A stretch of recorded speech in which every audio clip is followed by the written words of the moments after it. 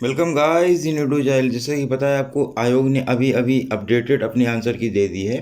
कुछ बच्चों ने जो भी केसेस वगैरह किए थे, जो भी हुआ था, हमको तो थोड़ा सा डिसअपॉइंटमेंट हुई है इससे। क्योंकि देखिए, जो जीएस पेपर 2 आपका हुआ था उसमें 17 क्वेश्चन इंग्लिश के रखे गए थे। अब 17 क्वेश्चन इंग्लिश के रखे गए, अभी तो उसको डिलीट कर दिया गया है। चलिए, वो सिलेबस से बाहर था, कोई बात नहीं। लेकिन हमें ये बात समझ में नहीं आ रही है कि इन 17 क्वेश्चन को करने में जिस बच्चे ने इतनी मेहनत की और 15 क्वेश्चन सही कर दिए, इसकी वजह से उसके मैथ के क्वेश्चन, जो एप्टीट्यूड के क्वेश्चन थे, वो रह गए। तो उसका क्या होगा? अब वो किस पे जाके केस करे?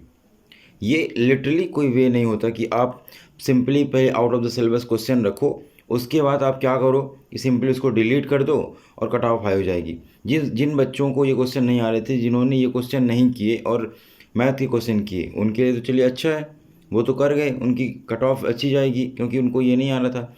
जिन बच्चों ने इंग्लिश में अपना टाइम व्यर्थ किया और इसकी वजह से उनके अदर क्वेश्चन रह गए, उनका क्या? सबसे बड़ा क्वेश्चन हमारा ये है कि उनका क्या? आयोग लिटरली समझ में नहीं आ रहा कि क्या कर रहा है। कि पहले तो वो out of the syllabus 17 question रख देता है, फिर उसको डिलीट कर देता है। जो बच्चे इसमें अपना पूरा टाइम डिवोट कर दिए, उनको आधा छूट गया। यही अगर सेम चीज़ वो जीएस पेपर 1 में कर दिया होता, लेट से यही चीज़ अगर वो मेंस में कर देता है, तो हमारा क्या होगा? फिर वहाँ पे क्वेश्चन डिलीट करने से जो हमारे क्वेश्चन छूट रहे हैं, उसका क्या होगा? ये पॉइंट है यहाँ पे। इसके अलावा हम अगर बात करें कि जीएस पेपर 1 में उसने क्या क्या चेंजेस किए हैं, सेट के अकॉर्डिंग आप जाके देख लीजिएगा। ये हमारा सेट बी है, इसमें हम क्वेश्चन डिस्कस करते हैं जो जो क्वेश्चन चेंज हुए हैं। पहला क्वेश्चन जो 8 नंबर क्वेश्चन है, पहले इसका जो सही आंसर है वो बी माना गया था, स्वाद बढ़ाने के लिए, मतलब कि फ्लेवर इन्हेंसिंग प्रोडक्ट के रूप में यूज में होता है। क्वेश्चन क्या था देखते हैं। भोजन में मोनोसोडियम ग्लूटामेट एमएसजी का उपयोग किया जाता है किसके लिए? रंग बढ़ाने के लिए, स्वाद बढ़ाने के लिए, सुरक्षित रखने के लिए, या पायसीकरण के लिए? तो आयोग ने पहले से स्वाद बढ़ाने के लिए माना था, अब इसको सुरक्षित रखने के में भी मान लिया है। मतलब कि इसका सही आंसर बी और सी होगा। इसका मतलब क्या? जिसने बी लगाया है उसका भी ये क्वेश्चन सही होगा, जिसने सी लगाया है उसका भी ये क्वेश्चन सही होगा।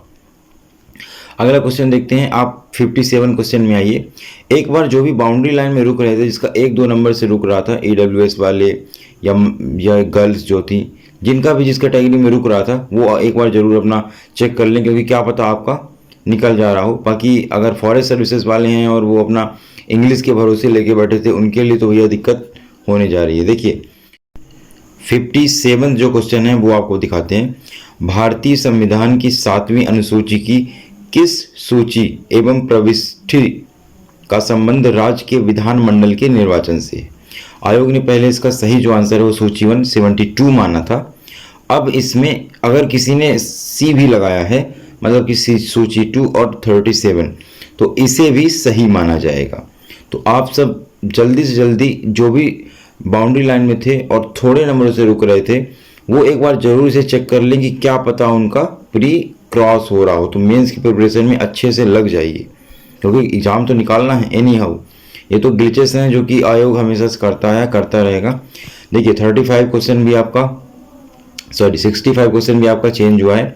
टांटिया व्हील का वास्तविक नाम क्या था? अब जिसने टांटिया लगाया है या जिसने टांड्रा लगाया है, टंड्रा, दोनों ही ऑप्शन सही माने जाएंगे। फिर से एक बार बता रहे हैं, ए व डी जो लिख के अब आई है आंसर की, उसका मतलब ये है जिसने ए लगाया है या डी लगाया है, दोनों के ही आंसर सही माने जाएंगे। ऐसे आपको 4 क्वेश्चन मिलेंगे आयोग की तरफ से जिसमें मल्टीपल ऑप्शंस सही हैं। तो ये आपको विशेष तौर पर देखना है, कंफ्यूज नहीं होना है कि क्या लिख दिया है ए डी, मतलब दोनों ही ऑप्शन सही हैं आपके। अगला क्वेश्चन अगर हम देखते हैं, आप 78 में जाइए। एक सामाजिक नेटवर्क के रूप में प्रतिनिधित्व किया जा सकता है। तो देखिए, इसका जिसने ग्राफ लगाया है और जिसने ट्री लगाया है, दोनों के दोनों ही ऑप्शन आपके सही हैं। जिन्होंने ग्राफ लगाया है, ट्री लगाया है, दोनों के ऑप्शन सही माने जाएंगे। तो इस प्रकार से आपने देखा, सेट बी अगर किसी का है, उनका 8, फिर 57, फिर आपका 65 और 78 ये चेंज हुआ है। चलिए, सेट वाइज हम आपको एक बार बता देते हैं कि किसका क्या क्या क्वेश्चन चेंज हुआ है। आप तुरंत वही क्वेश्चन जाके देख लीजिए। अब आप सेट ए में देखिए कौन कौन से चेंजेस आए हैं। आपका 37 क्वेश्चन अब इसका AC माना जाएगा। फिर आपका 45 जाके देखिए इसका A व D, जिसने A लगाया है उसका A भी सही, जिसने D लगाया है उसका D भी सही।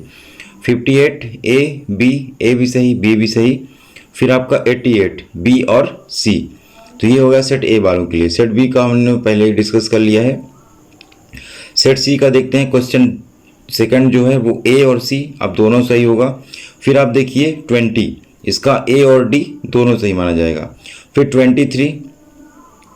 23 का A और B। अच्छा, एक बात ये आप समझिए कि ये जो आयोग ने चेंज किया है, चेंजेस हुए हैं, ये स्टूडेंट के ही डिमांड पे किए गए हैं। उसके लिए कमेटी बनाई गई, फिर उसकी जो रिपोर्ट आई उसको देखते हुए ही इसको चेंजेस किए गए हैं। तो ये आपके हित में ही है, लेकिन कितना हमारे हित में हो रहा है ये हमें समझने की ज़रूरत है। और 53 आपका B और C, ये सेक्शन C के लिए हो गया। बस 4 क्वेश्चन में ही चेंजेस हैं। 4 दूनी 8 बहुत होता है, ये आपको समझना है। D में देखिए आप थर्ड नंबर A और B होगा आपका, A भी सही होगा, B भी सही होगा। फिर आप देखिए 33 B सही होगा और C सही होगा, B भी सही, C भी सही। तो ये हम थोड़ा सा क्रक्स बता दे रहे हैं आपको कि बस ये आप जाके देखिए। इसका लिंक जो है आप आयोग की देखिए, एक तो आप आयोग के ऑफिशियल साइट में जाके डाउनलोड कर सकते हैं, या फिर हमारे टेलीग्राम चैनल से आप इसे अवेल कर सकते हैं। लेटेस्ट नोटिफिकेशन के लिए आप उसे जोड़ सकते हैं। सबसे पहले हम आपको बता रहे हैं 82 नंबर A और C दोनों सही माने जाएंगे, ये D सेट वालों के लिए है। और 90 क्वेश्चन आपका A और D माना जाएगा। फिर इसके बाद हम C सेट में आते हैं। ये देखिए डिलीटेड क्वेश्चन आपके लिए, सेट A वालों के लिए ये क्वेश्चन डिलीट होंगे। इसको डिस्कस करने का कोई मतलब ही नहीं है, इंग्लिश वाले सारे क्वेश्चन डिलीट कर दिए गए हैं। बस 2 पक्ष हैं, सिंपल सी बात है। एक पक्ष तो हमारा है कि ये out of the syllabus 17 question थे, तो अगर इसको रखता आयोग तो गलत होता, क्योंकि आउट ऑफ द सिलेबस से बच्चा पढ़ा ही नहीं तो उसको कैसे आंसर करे। दूसरा ये जो बच्चा पढ़ के गया या जिसको आता था उसने इसको ज़्यादा टाइम दे दिया अपनी कन्वीनियंस। एग्ज़ाम सेंटर, देखिए एग्ज़ाम सेंटर सबसे ज़रूरी होता है। जब एग्जामिनेशन हॉल में आप बैठे हुए हो, जो आपको कन्वीनियंट लग रहा है आप वही सॉल्व करोगे। तब ये नहीं समझ में आता है कि यार ये तो आउट ऑफ द सिलेबस है, आयोग इसको डिलीट कर देगा। उस बच्चे ने सारा का सारा फोकस, ज़्यादा फोकस इंग्लिश के क्वेश्चंस में किया, उसके कारण उसके अदर सेक्शन हैम्पर हुए। इसको भी आयोग को रिकमेंड सोच के बिल्कुल वर्डिक्ट देना चाहिए था।